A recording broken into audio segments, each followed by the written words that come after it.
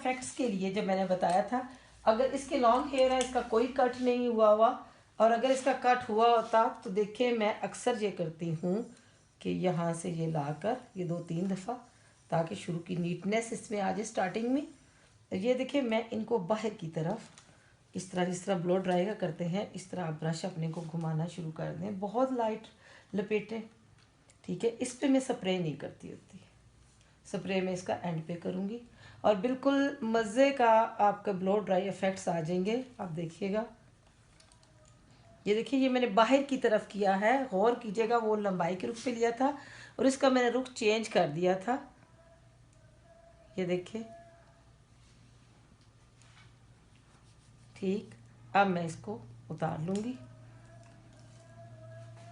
आप ये देखें, ये देखें जी, ब्लो ड्राई इफ़ेक्ट्स पूरे आपके इस लगेगा कि आपने ब्लो ड्राई किया हुआ है। ये फिर दोबारा से